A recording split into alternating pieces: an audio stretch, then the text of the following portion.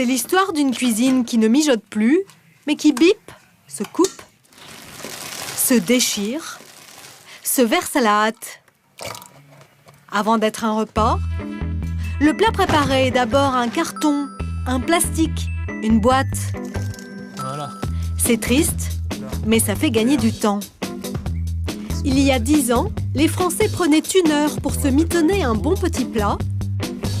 Aujourd'hui, moitié moins, une demi-heure, pas plus. Au supermarché, voici le top 3 des plats préparés. Les pizzas tout d'abord, puis les recettes du terroir comme le cassoulet, et enfin les pâtes en boîte. Le prêt à consommer, ce sont 22 kilos de nourriture vendue par seconde en France. 7 Français sur 10 y succombent, surtout les jeunes.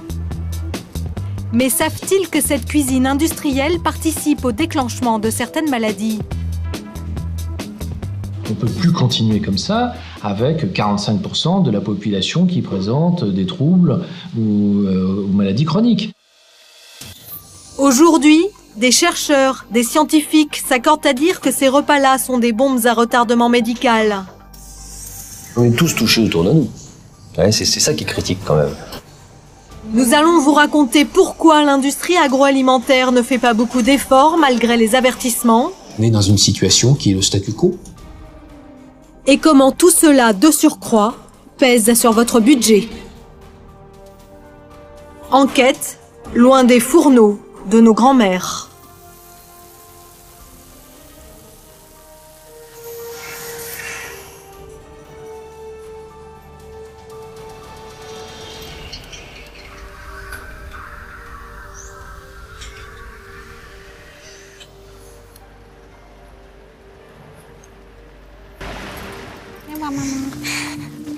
Ok. On y va. Johanna et Bruno ont la trentaine. Ils ont 2 enfants. Et comme beaucoup de jeunes aujourd'hui, ils n'ont pas hérité des talents culinaires de leurs parents. Bien au contraire. Je donne mon sac, mon amour. Viens par là. Une fois par semaine, ils se rendent au supermarché. Ils y achètent bien 3 légumes pour se donner bonne conscience. Maintenant dans les caddies. D'accord? Mais ce qu'ils préfèrent se trouve au rayon d'à côté. Ah si, on va prendre ça aussi, tiens. Les steaks soja. Les plats tout faits constituent les 2 tiers de leur alimentation. Ah, par contre, ça, On va prendre indien. Il y a un indien. Et c'est comme ça, depuis qu'ils sont en couple. On va prendre ça, mon amour. De belles photos alléchantes sur les paquets. Les jeunes parents composent toujours leur menu à partir de ces images. C'est très appétissant, j'ai l'impression, la boîte. moi, je regarde pas mal les images. Et c'est à tort d'ailleurs. Bah, moi, je Casino, regarde plutôt les marques que Ouais. les Moi, je regarde images. quand même. Non, mais moi, l'image, ça joue vachement. Quand tu sais déjà un peu près Mais ce que oui, tu vas je manger. sais. Enfin, c'est ce que l'idée que t'en as. Non, moi je veux des fruits. Le packaging. Faut pas manger Voilà des la trucs, ma première clé du succès des plats préparés. Avec leur emballage soigné, avant d'être une recette, ils sont d'abord un concept. chérie. Alors, on va prendre une soupe. Moi, j'aime bien celui-là, J'aime bien celui-là. à la crème fraîche. Moi j'aime bien celui-là. À la caisse, il n'y a pas grand-chose sur le tapis, mais la note est tout de même salée. 176,03. Et Johanna commence à se poser des questions sur le coût de tous ces plats préparés. Si on prend par exemple les pâtes et on fait nous-mêmes au lieu d'acheter une pasta box, je suis sûre que ça arriverait moins cher. Ces fameuses pasta box qui font tiquer Johanna, c'est justement le hit du moment. Des pâtes cuisinées dans des boîtes en carton qui se réchauffent en 2 minutes au micro-ondes. Nous partons en Vendée, là où elles sont fabriquées. Christelle Buetas est la directrice du marketing de Sodebo. Depuis 2 ans, elle est à l'origine du succès de la petite boîte qui fait des jaloux dans le métier. Aujourd'hui, on fabrique 350 000 box par semaine. Donc c'est un gros site de production.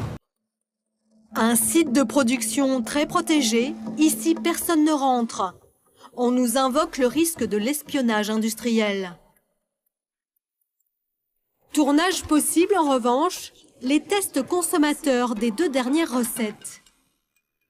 L'une au piment, l'autre aux asperges. Comme les couturiers, une nouvelle collection arrive à chaque saison. Cette marque propose aujourd'hui 29 recettes. Et 20 millions de boîtes ont été vendues cette année, 6 fois plus qu'à ses débuts. Pour vous, c'est pas légèrement pimenté. Ça reste fort en bouche. Oui. On garde cette sensation pimentée longtemps. D'où les verres d'eau, d'accord. Un engouement dû au concept même. Il a été inventé il y a 2 ans pour séduire les actifs qui déjeunent au bureau. Et comme souvent, les États-Unis ont été source d'inspiration. La box, ça permet aux consommateurs d'être en consommation plutôt ouverte avec ses collègues. Et la convivialité chez les Français, c'est très très important quand ils mangent au bureau ou même à la maison. Quand vous avez une assiette ou un plat cuisiné, vous avez la tête portée sur le produit, je vous le fais, ou alors quand vous êtes avec la box, vous portez la box à vous et du coup vous êtes complètement en position d'ouverture, de discussion. Donc vous avez aussi une façon de consommer qui est beaucoup plus décontractée et beaucoup plus libre, on va dire. Ce qu'on retrouve complètement dans la consommation dans les séries américaines. Côté fabrication, on aurait souhaité en savoir plus. D'où viennent les ingrédients? Avec quoi est faite la sauce? Le tout est-il 100% naturel? Mais là, blocage. Les géants de cette cuisine industrielle refusent en majorité d'ouvrir les portes de leur usine. Aurait-il peur que les consommateurs se détournent de ce marché qui représente plus de 3 milliards d'euros? Nous avons sollicité les plus grands noms du secteur. Le premier d'entre eux nous a fait attendre à n'en plus finir. Le second nous a dit ne pas être disponible.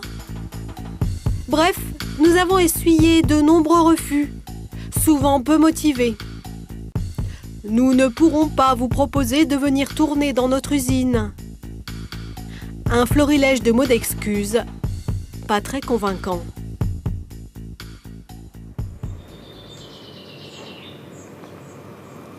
En Aveyron, à Cap-d'Enac, nous avons rendez-vous avec un des rares à avoir accepté notre caméra, Rénal et Rochlore, 120 ans d'existence.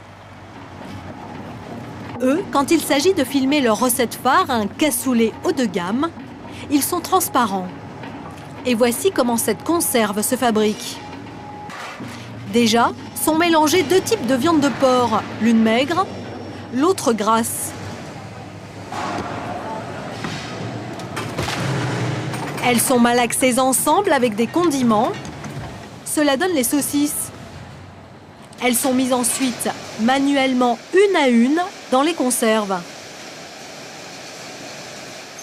À cela est rajouté un morceau de viande, toujours de porc, puis des haricots blancs.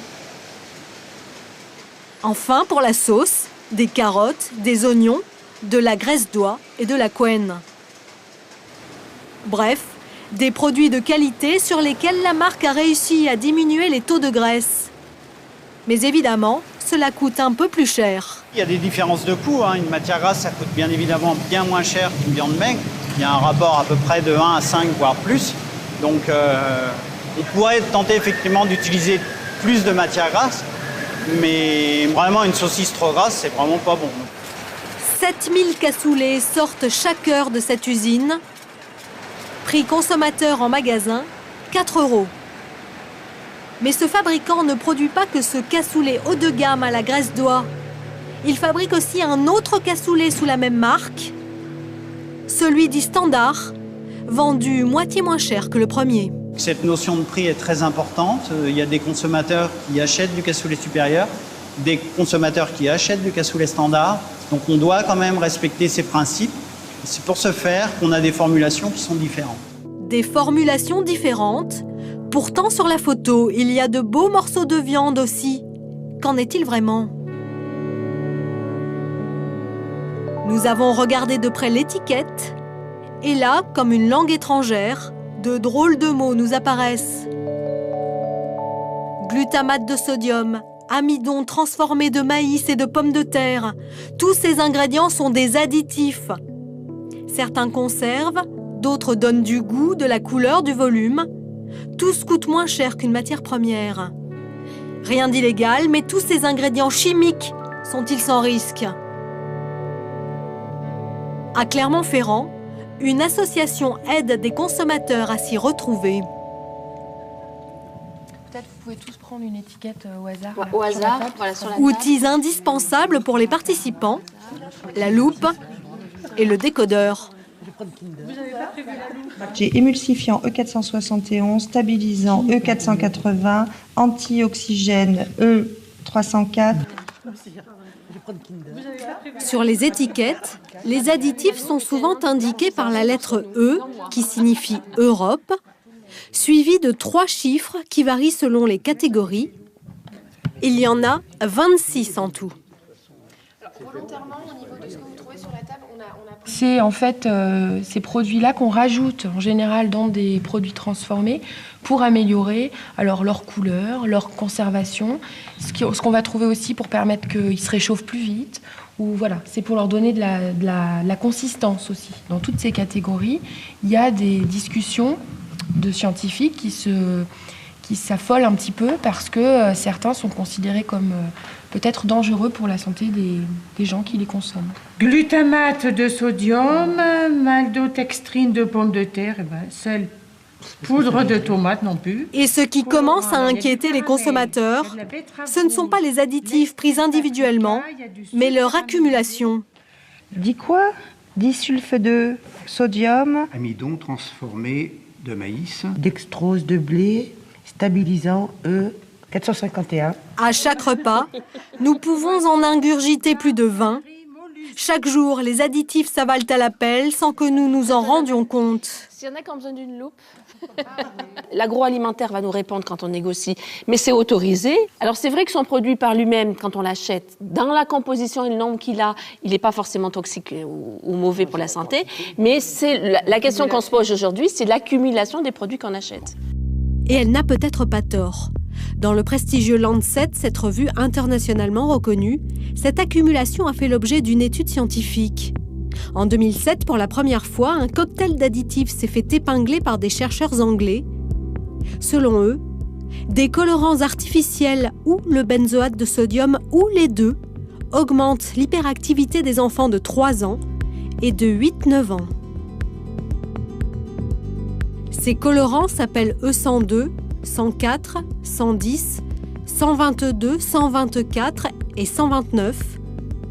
Quant au benzoate de sodium, il porte le nom de E211. Ces additifs ne furent pas interdits après cette étude. Néanmoins, l'année dernière, l'Union européenne a demandé aux fabricants de notifier sur leur emballage le risque d'hyperactivité. Résultat, aujourd'hui, les industriels remplacent de plus en plus ces colorants chimiques par des colorants naturels. En revanche, nous avons encore trouvé dans cette salade achetée en supermarché, tout comme dans ces crevettes, le fameux benzoate de sodium, le E211. Le docteur nutritionniste Laurent Chevalier combat ces additifs dans notre alimentation depuis plus de 20 ans. Selon lui, l'affaire ne fait que commencer. Par précaution, il conseille de limiter leur consommation au minimum. Je crois que pour le consommateur, ce qu'on doit lui dire, c'est que quand il y a plus de 3 additifs, même si c'est arbitraire, on peut reposer le produit ou le prendre de façon tout à fait exceptionnelle. Parce que finalement, les interactions entre les additifs, on les connaît très mal. Ils n'ont pas été étudiés. La méthodologie pour étudier ça n'a jamais été élaborée. Aujourd'hui, plus de 300 additifs sont autorisés en France. Cela fait des centaines de milliers de combinaisons possibles. À ce jour, aucune étude scientifique ne permet d'établir l'innocuité de ces interactions. Bref, c'est l'inconnu dans nos assiettes. Alors tous ces additifs sont-ils utiles? Comme ceux utilisés dans ces manchons de poulet par exemple. Ils ont laissé pantois ces testeurs. Ils travaillent pour un site internet d'information de consommateurs. Quand nous avons fait le test des manchons de poulet, nous avons découvert que le manchon de poulet n'existe pas dans la nature. Par exemple, un poulet n'a pas de manchon. On lui prend un bout de son blanc, on le rajoute sur un os, on refait tenir l'ensemble et donc on doit bien utiliser un produit ou un autre pour faire tenir cet ensemble. Donc là, on a des additifs, on a des éléments qui permettent de faire bien jointer l'os avec la chair. La chair elle-même vient de plusieurs morceaux de poulet. Enfin bon, on ne va pas rentrer dans le détail, mais quand on l'observe, on se rend compte que finalement, plus près on est du produit d'origine, mieux c'est. Sauf que ce n'est pas si simple. Et ces testeurs nous le prouvent grâce à une nouvelle expérience. Cela se passe dans ce pavillon de banlieue parisienne. Elisabeth s'apprête à démontrer que les mères de famille ont bien du mal à aller à l'encontre des goûts de leurs enfants. Alors, je vais sortir mes ingrédients pour préparer un cordon bleu de poulet. Chaque mois, Elisabeth fait tester à sa progéniture et leurs copains une recette. Là, elle a choisi un plat que les enfants réclament souvent, du cordon bleu. Je prends mon escalope. Là, je vais mettre une tranche de jambon. Son but, comparer 5 cordons bleus différents. Déjà, le fait maison. Je vais pouvoir le plier. Qu'elle trempe dans de l'œuf et de la chapelure. Puis, celui du boucher. Alors en fait, j'ai demandé à mon boucher, lorsque j'ai acheté les escalopes, s'ils fabriquaient eux-mêmes leur cordon bleu.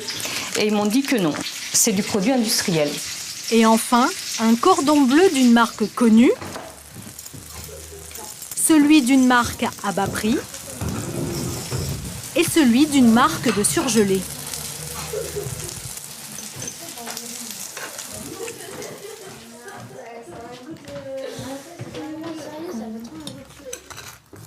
Raphaël, voilà. Là, il va falloir de l'appétit, hein, parce qu'il y en a plusieurs à manger. Commencez par le plus fin. Qu'est-ce que vous en pensez au niveau de la quantité de sel de celui-là? Pas trop salé, hein. Il n'est pas trop salé. On sent plus le fromage. D'accord, bah goûtez maintenant l'autre. Et je sens qu'on sent plus le goût du poulet. Sec, quoi. Un peu plus sec. Mais je sais pas pourquoi j'ai l'impression que c'est un goût de sushi. Le poulet, ben pour moi, ça, c'est pas du poulet, par exemple. C'est pas du filet. On voit pas les fibres du poulet. Vous lui donneriez quelle note à celui-là, par exemple? Je sais pas si le moins bon pour l'instant. 6 sur 10. Aux grandes dames de la mère de famille, ce sont les cordons bleus industriels que les enfants préfèrent. Et selon elle, les additifs y sont sûrement pour quelque chose. Il y a de l'exhausteur de goût, qui est un additif qui permet de rehausser le goût et l'odeur d'ailleurs. Des sels de fonte, c'est un additif qui permet de répartir de manière homogène les graisses. Par exemple, je vois il y a de la dextrose. Dextrose, c'est l'équivalent du glucose, c'est un sucre. Donc on a rajouté du sucre. Tous ces additifs ne plaisent pas à Elisabeth. Pour elle, les plats industriels habituent les enfants à un certain goût dont ils deviennent ensuite dépendants. Compte tenu du nombre d'additifs qu'il y a dans les produits, on l'a vu, c'est vraiment un produit que j'ai plus du tout envie de consommer. Le fromage est reconstitué, le jambon est reconstitué et le poulet, la plupart du temps, est reconstitué aussi. On peut dire qu'on est dans de la malbouffe quand on se nourrit avec ça? Ah oui, bah là oui. Si on s'en tient purement aux étiquettes, oui. Ah oui, oui. Dans ce contexte, quelques fabricants ont décidé de prendre le taureau par les cornes. C'est le cas de Marie, le numéro 2 du secteur des plats préparés. Depuis 2008, ils retirent petit à petit les additifs de leurs recettes. Nous sommes dans l'usine de Sablé-sur-Sarthe. Ici, Marie fabrique 250 000 barquettes par semaine. Nous avons choisi un plat qui a beaucoup de succès auprès de leurs clients. Le cabillaud sauce citron. Marie-Dominique Quignon et son équipe de la recherche et du développement ont travaillé 6 mois pour remplacer les additifs de ce plat, dont le colorant principal. Et un petit peu de curcuma qui va apporter toute la couleur à la sauce. Du curcuma naturel pour remplacer un colorant chimique. A priori, ça a l'air facile. Mais cette équipe s'est heurtée à 2 difficultés. Ça chauffe. Ne pas changer le goût du plat et prendre le risque de bousculer le consommateur dans ses habitudes. Alors pour la sauce citron, nous avons besoin de crème, Il y a 10 ans, j'allais dire que la sauce, elle était jaune fluo, elle faisait très chimique d'aspect, elle était donnée par un colorant. Donc le colorant qui n'existe plus aujourd'hui dans cette recette, hein, puisque vous l'avez vu, il y a du curcuma qui permet d'apporter de la luminosité, mais ces produits-là ont été retirés de nos recettes. Le consommateur a des doutes par rapport à ces produits-là, donc nous avons cherché, mais depuis déjà pas mal d'années, à les retirer. Alors à les retirer de nos propres fabrications, mais aussi demander à nos fournisseurs de les retirer des matières premières. La surprise pour le directeur de l'usine, c'est que ce ne fut pas si compliqué et coûteux de faire ces efforts pour retirer les additifs. Un peu de bonne volonté suffirait-il ?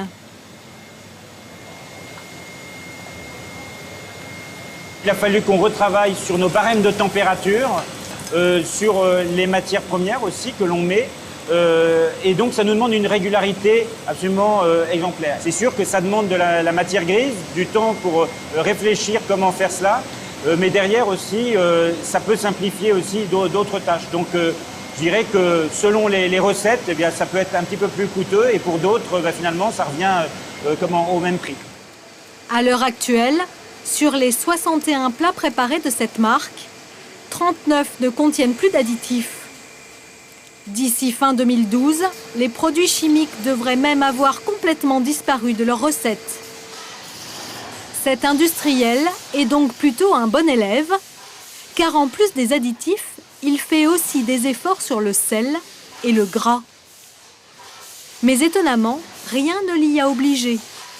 Et c'est là où le bas blesse pour les industriels de l'agroalimentaire. Sel, gras, sucre, aucune loi n'oblige les fabricants à limiter les quantités de ces 3 ingrédients dans les plats préparés. Or, comme les additifs, ces 3-là ne sont pas toujours nos meilleurs amis. Cancer, obésité, maladies cardiovasculaires, l'excès de sel, gras et sucre participent à ces fléaux qui coûtent chaque année à la sécurité sociale 13 milliards d'euros, plus que le montant du déficit de l'assurance maladie. Il y a bien quelques sénateurs qui crient au loup. La composition des aliments préparés fait apparaître une proportion de sucre, de sel et de graisse bien supérieure aux besoins quotidiens du corps humain. Des ministres gênés aux entournures. Je regrette l'absence de certains acteurs économiques lors des concertations qui ont eu lieu. Je le leur ai dit. L'existence d'une charte à laquelle les industriels peuvent adhérer, mais rien, absolument rien de coercitif n'existe. Résultat, la majorité des plats préparés sont encore pour le corps médical trop sucrés, trop gras, trop salés. Et depuis 10 ans maintenant, les mêmes voix s'élèvent et prêchent dans le désert.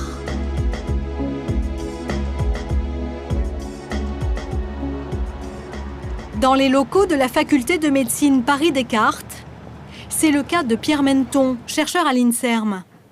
Il est le monsieur Sel, celui qui a tiré la sonnette d'alarme dès 1998. Aujourd'hui, il est à la limite du découragement.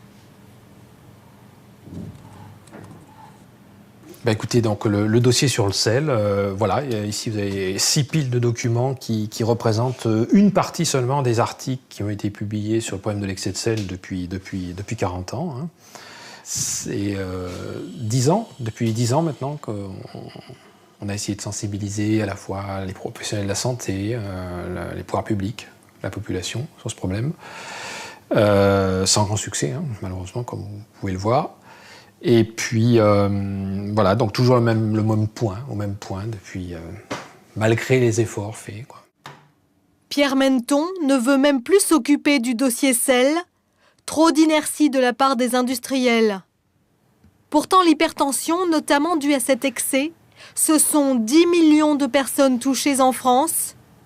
Pourquoi encore si peu de prise de conscience ? Retour chez Johanna et Bruno, le couple de trentenaires qui achètent régulièrement des plats préparés. Tiens, ma chérie. Eux pensent être vigilants et acheter des produits certes tout faits, mais sains, comme cette soupe aux champignons. La soupe est prête, les amis. Après tout, c'est connu, la soupe, c'est bon pour la santé. petit peu. Et il y a plein de légumes. Pourquoi se donner la peine de le faire si c'est bon? C'est là que j'adore. Problème, sans diplôme de diététique, point de salut pour s'y retrouver. À notre demande, bon, on va regarder l'étiquette. Bruno va regarder pour la première fois le paquet d'un peu plus près. Qu'est-ce que vous aimez alors? Nous leur demandons de s'intéresser au sel. C'est 38%. Cette assiette de soupe apporte 38% de la quantité de sel que nous devons consommer en un jour. C'est beaucoup et la famille ne s'y attendait pas. C'est-à-dire que là, on a fait un tiers de la journée avec la soupe. Ce qui, ma foi, est quand même pas mal. Ah oui, à savoir que c'était l'entrée. Allez, je vais en revenir. Nous nous sommes amusés à calculer leur apport en matière grasse ce jour-là. À midi, au menu, soupe et pizza. Le soir, hachis parmentier et éclairs au chocolat. Rien qu'avec ces aliments industriels, leur besoin quotidien en gras, environ 50 grammes, est atteint. Cela sans compter le petit déjeuner, la charcuterie en entrée, le fromage. En plus, certains plats industriels sont plus gras que d'autres, comme ce saumon qui semble si léger et qui pourtant contient à lui seul presque la moitié des apports en lipides nécessaires par jour. Pour les associations de consommateurs, une des solutions pour éviter de dépasser ses besoins quotidiens en sucre, gras et sel est de modifier les étiquettes sur les emballages, qui sont encore trop alambiquées. Voilà, donc vous voyez ici, on nous parle de glucides, on nous parle de lipides, on nous parle de sodium. Vous avez un tableau de chiffres qui est incompréhensible. Alors en termes d'étiquetage nutritionnel, nous, ce que nous voulons, c'est un outil qui soit simple, immédiatement compréhensible et qui permet visuellement de comparer entre des catégories d'aliments qui sont plus ou moins grasses, plus ou moins sucrées. Et ce qu'il faut savoir, c'est qu'il existe ce type de modèle. Il y a par exemple le modèle anglais, où vous voyez en termes très simples, donc fat, matière grasse, sugars, le sucre, le sel. Vous voyez donc si une portion d'un aliment est très riche en matière grasse, en sucre ou en sel, en fonction de la couleur. Alors cet étiquetage donc très clair, très illustratif, immédiatement compréhensible, malheureusement, on ne l'aura pas en Europe, tout simplement parce qu'il y a eu un lobbying acharné de la part de l'industrie agroalimentaire pour éviter ce type d'étiquetage qui est tellement simple qu'on comprend tout de suite. En effet, l'intérêt de l'industrie agroalimentaire n'est visiblement pas d'informer les consommateurs sur les qualités nutritionnelles réelles de leurs produits.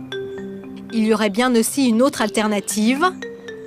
Pour la découvrir, il faut aller dans le nord de la France.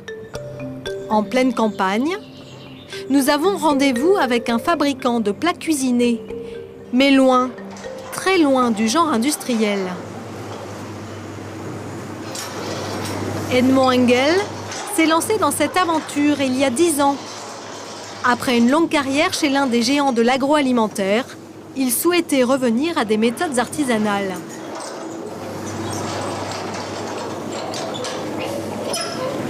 Ça pèse combien ? Bon, ça, c'est pas très lourd, ça fait 40 kilos. Edmond privilégie la qualité. Il est fier de sa viande de porc, élevée localement et avec une bonne alimentation. Ils sont nourris à partir de grains, très peu avec du lin, les protéines, et avec une alimentation, j'allais dire, qui n'est pas bourrée. Regardez, ça se sent. Regardez la viande, enfin, vous pouvez pas la... Elle est ferme, elle contient moins d'eau, ça veut dire. Et puis regardez la partie de gras. On n'a pas poussé trop vite. Parce que quand vous poussez très très vite, il a tendance à prendre du gras. C'est comme le bébé qu'on nourrit trop fort. Ce jour-là, l'équipe prépare un cassoulet avec le porc fraîchement livré. Vous allez voir qu'il est possible de réaliser des plats préparés sans trop de sel, ni trop de gras, ni trop de sucre. Alors là, il y a du désossage. Puis ensuite, on va décoiner. Une fois hachée, la viande est transformée en saucisse. Pour leur donner une teinte un peu plus vive, un colorant naturel est rajouté, de la chicorée. Ensuite, les saucisses sont mises en barquette avec des haricots et un autre morceau de viande. Et moins d'1 heure après leur fabrication, Elles sont cuites dans cette sorte de grande cocotte qui s'appelle un autoclave. C'est cette rapidité entre la préparation et la cuisson qui permet à Edmond de mettre moins de sel que dans un procédé industriel. Un sel rajouté au stade de la viande hachée. Alors là, vous avez mis 20 grammes de poivre, 120 grammes de sel. C'est-à-dire qu'on sale à 12 grammes. Or, l'industriel en général va jusqu'à 15 grammes de sel. Mais nous, on s'est engagé dans notre protocole, quand on a mis en place, de descendre le sel. Et c'est facile de descendre le sel? Ben, c'est facile dans la mesure où on travaille comme il fait là. C'est-à-dire que ce qu'il a préparé là, dans 1 heure, c'est en barquette. Mais si je dois attendre ce soir, le sel ne va pas me protéger peut-être assez. Il vaut mieux mettre 15 grammes dans ce cas-là. Est-ce que le sel sert à quoi? C'est un conservateur qui évite la multiplication bactérienne. Quant au gras, Edmond a aussi trouvé une astuce, bête comme chou. Tu veux bien faire la sauce, Lily? Au moment de la sauce, il suffit de ne mettre que de l'eau et surtout pas de sucre ni d'additifs. Tout le contraire de certaines pratiques industrielles. Elle a mis du sel, du poivre et un tout petit peu de gelée. Et il n'y aura rien d'autre. L'eau est calculée pour la cuisson des haricots, faire en sorte qu'ils deviennent bien onctueux, et pour qu'il y ait 15 à 20% de sauce. Côté industriel, les sauces représentent souvent 50% du plat et sont épaissies. Il faut savoir que, par exemple, il y a des plats que vous consommez, je ne vais pas donner de marque évidemment, mais qui sont des mélanges faits en chaudière, qu'on appelle, c'est-à-dire dans une grande bassine, et qui sont injectés dans les barquettes simplement par pression d'air, par tuyau. Flou, flou, flou, flou, une dose. Alors, vous comprenez que la viande est déstructurée, qu'on est obligé de mettre beaucoup de liant pour que dans le tuyau, ça glisse bien. C'est quoi le liant utilisé? C'est tout ce qui est à partir d'amidon, c'est tout ce qui est à partir de choses comme ça qui vont épaissir la sauce, si vous voulez, et la rendre glissante dans les tuyaux, quoi. Des produits qui sont un peu trop gras, trop sucrés? Trop sucrés pour moi, et peut-être trop gras aussi. Des plats préparés de bonne qualité, c'est donc possible. Même si certains prônent tout simplement le retour à une cuisine faite maison.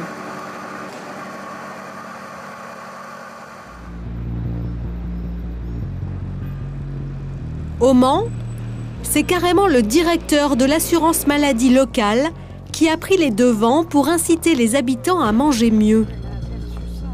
La malbouffe grève son budget. Qu'à cela ne tienne.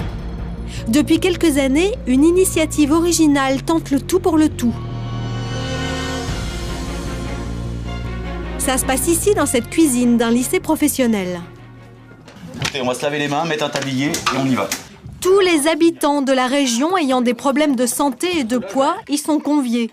C'est gratuit, c'est simple. Au programme ce jour-là, apprendre à cuisiner sain. Je viens de prendre ma retraite et j'ai travaillé énormément avec des horaires complètement décalés. Je mangeais très mal avec des plats préparés.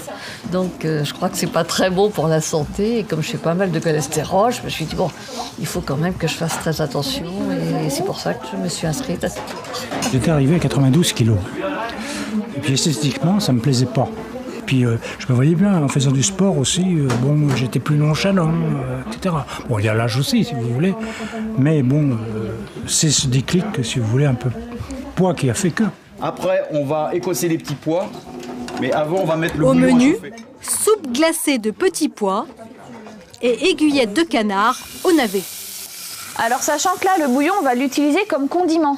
Ça apporte pas mal de sel, donc on va essayer de ne pas ressaler. Voilà, on rectifiera tout à la fin. On va pouvoir vraiment contrôler ce qu'il y aura dans le potage. Contrairement au potage sachet ou en brique, méfiez-vous parce que vous aurez nettement plus de matière grasse, d'épaississant et de sel que dans le potage maison. D'accord, vous n'en consommez pas en tant qu'accompagnement ou garniture? Non. Bah oui. Je crois que j'ai pas reçu cette éducation. Joël en est à son 3e atelier cuisine. Il a perdu 5 kilos, a arrêté les plats préparés et mange moins de sucre. Joël est donc ravi, mais Joël est taquin. D'autant qu'il est le seul homme, à part le chef, parmi toutes ces dames. Alors très vite, le débat s'engage. Pourquoi cuisine-t-on moins de nos jours ? Parce que quand on a autre chose à faire aussi, on ne prend pas le temps. Ah, mais ça, je suis d'accord. Je ne voudrais pas être misogyne en disant ça, mais le fait aussi que les femmes travaillent de plus en plus, il y a ce problème-là aussi. Tout à fait. C'est pas un problème.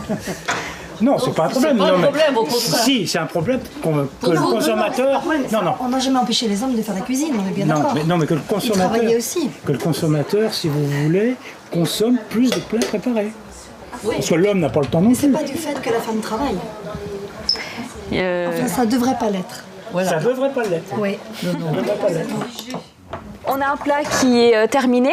On a peu de matière grasse parce qu'en ajout de matière grasse, on a essentiellement un peu d'huile d'olive qu'on a utilisée pour mariner les morceaux de canard. Et puis le canard lui-même qui contient également des matières grasses. Donc dans un plat du commerce, la matière grasse proviendrait essentiellement de la matière grasse ajoutée pour la sauce, parce que tous les plats préparés en général contiennent une sauce. Donc la matière grasse proviendrait de la sauce et ce serait une matière grasse nettement moins intéressante au niveau des acides gras qui seraient davantage saturés. Donc voilà, notre plat va surtout être moins salé et moins riche en matière grasse et avoir un vrai intérêt au niveau des protéines comparé à un plat préparé. 1500 personnes ont déjà suivi ce programme organisé par l'assurance maladie du Mans. Résultat, moins de médicaments consommés, moins de visites chez le médecin et surtout 200 millions d'euros d'économies. De quoi élargir l'expérience à d'autres départements français. Mais si toutes ces initiatives ont des effets positifs, nous avons découvert qu'il restait une zone d'ombre sur les ingrédients. Aucune règle n'impose en effet aux industriels de mentionner leur origine. Nous nous sommes intéressés à l'un d'entre eux, le poulet. Nous partons au Brésil, le premier fournisseur de poulet pour les plats préparés français. Là-bas, il coûte 30% moins cher. C'est aussi un pays qui applique des règles d'élevage beaucoup plus souples que chez nous. Les poulets brésiliens sont-ils sans danger pour notre santé ? Direction le sud du pays, près de 2500 éleveurs y travaillent pour le compte d'un Français, le groupe Doux, installé au Brésil depuis 13 ans. L'industriel vend une partie de ses volailles sur le marché local et une autre dans le monde entier, y compris en France. Chez nous, les poulets n'arrivent jamais entiers mais toujours découpés afin d'être incorporés dans les plats préparés. Le groupe empêche toute visite de ces exploitations officiellement pour des raisons sanitaires. Malgré cette interdiction, un éleveur a accepté de nous recevoir sous couvert d'anonymat. Premier constat, ces poulets sont abattus plus jeunes qu'en France, à 30 jours. Dans nos élevages les plus intensifs, c'est 42. Là, ils ont 18 jours. Ils vivront jusqu'à 30. Je fais partie du groupe Doux. Et leur exigence, c'est d'avoir des poulets de 1,3 kg.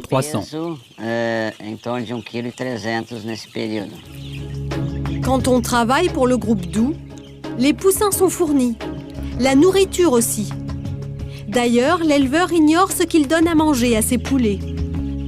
Le groupe lui fournit les aliments, sans plus de détails sur leur composition. Je crois que ces rations sont adaptées à chaque période de croissance du poulet. Certaines rations aident au développement du poulet. Je n'ai pas accès à la composition de l'aliment, mais il y a probablement des facteurs de croissance. Problème, il existe différents facteurs de croissance, les naturels et ceux contenant des antibiotiques. En France, ces derniers sont interdits, contrairement au Brésil, où ils sont fréquemment utilisés. Mélangés à de la nourriture, ils stimulent le développement des poussins et préviennent les infections bactériennes.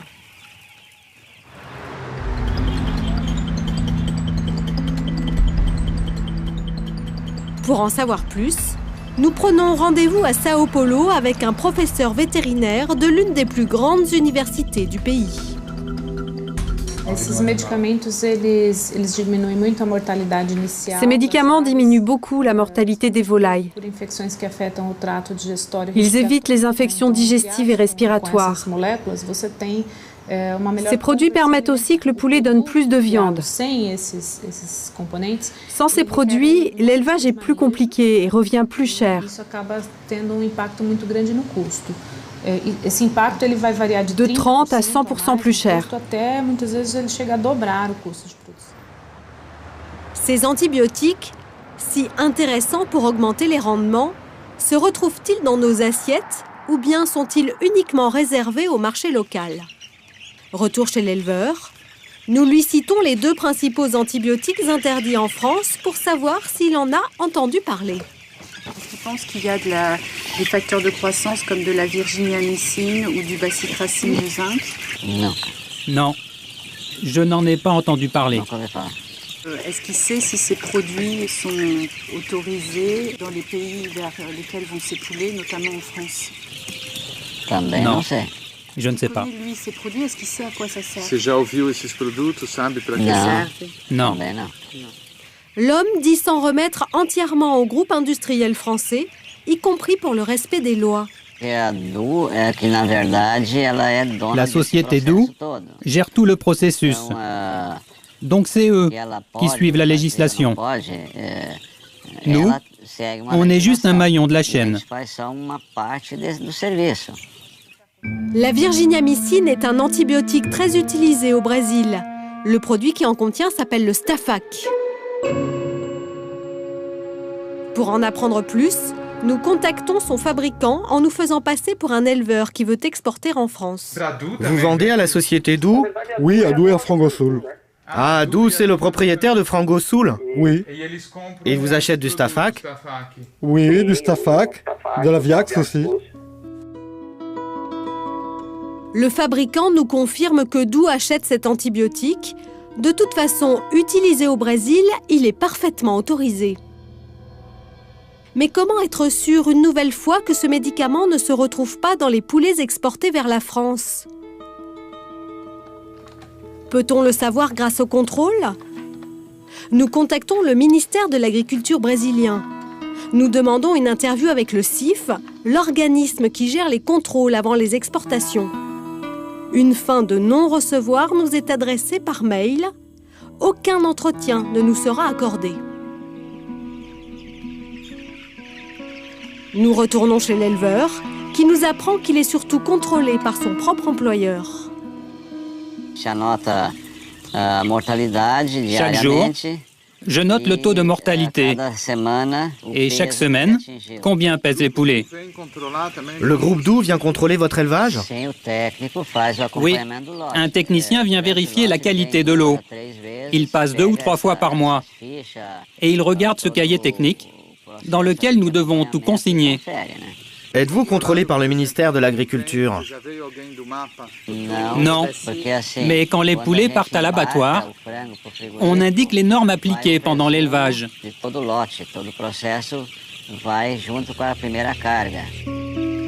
Ces contrôles sont-ils donc suffisants?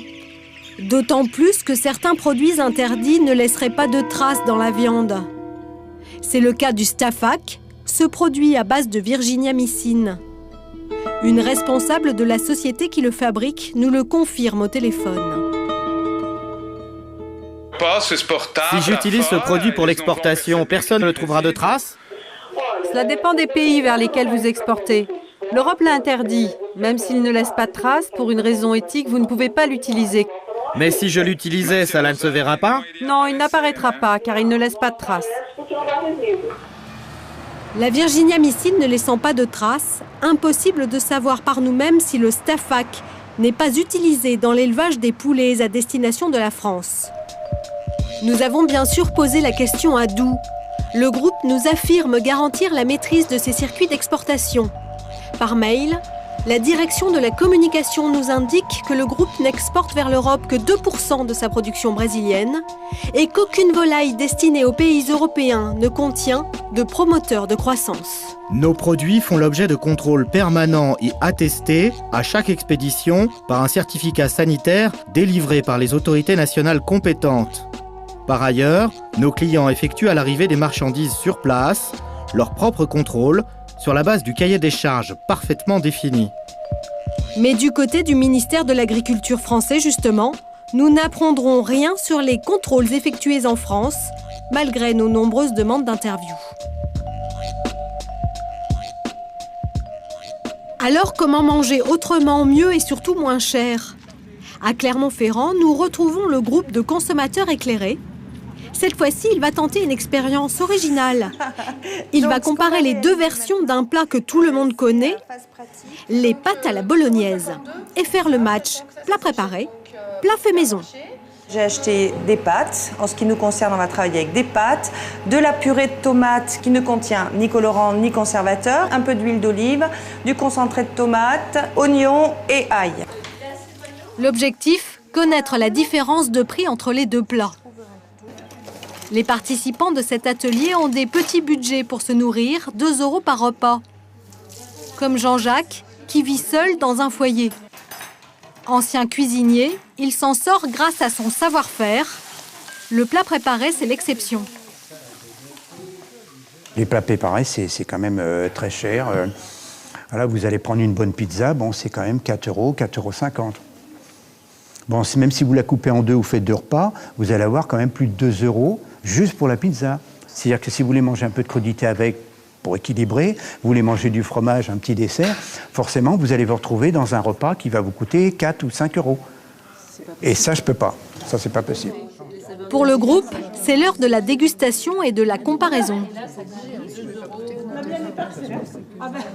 Le tout préparé, moi j'ai un arrière-goût de carton. Je trouve que c'est l'odeur le pire. Pénélope vous a dit que la pasta box était 2,59 € pour une portion d'une personne. Là, on a cuisiné pour 15 personnes pour un budget par personne d'1,20 €.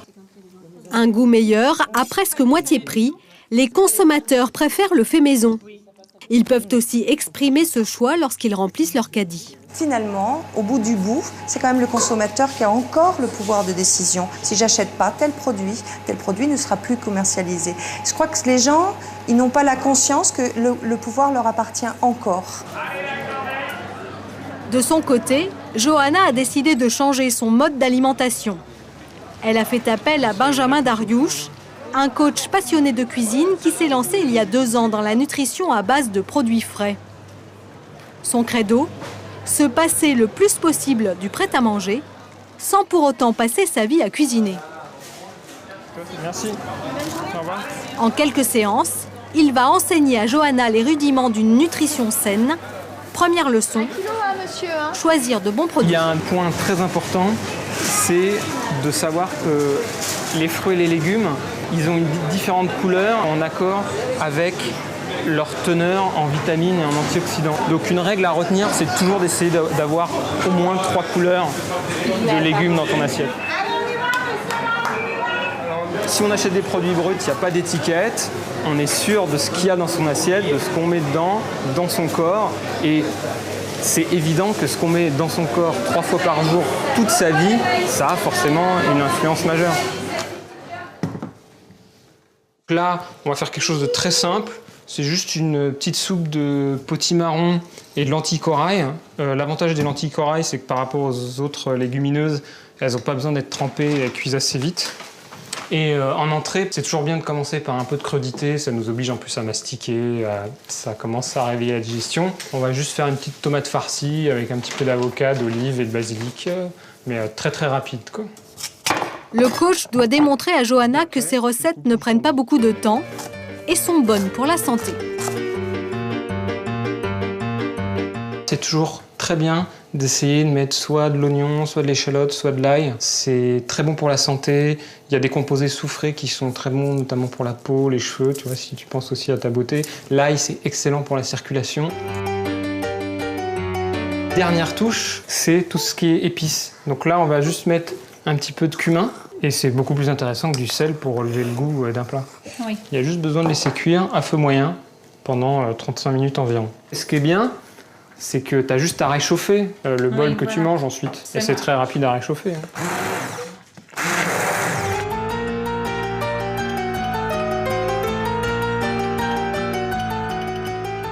La famille va-t-elle apprécier ces recettes maison? Trop bon. Comme elle aime bien ajouter le sel dans le plat, là il n'y avait pas de sel, donc elle a bien aimé, mais elle n'a même pas demandé d'en ajouter, donc c'est super bien. Et maintenant, le test de la soupe. Merci. T'as faim, Noémie? D'accord. Ah bah c'est Doty qui va goûter en premier.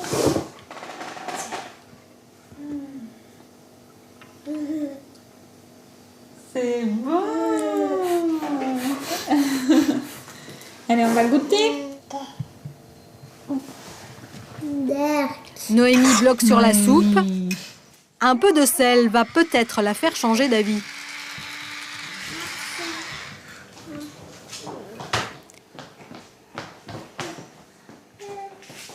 Pas facile de changer ses habitudes alimentaires. On va s'arrêter pour les enfants. Mais cela vaut la peine. De la chimie en moins dans nos assiettes, des économies pour la sécu et pour notre portefeuille, retourner au fourneau de nos grands-mères sans y être rivés, s'annoncerait-il comme la nouvelle avancée culinaire de demain?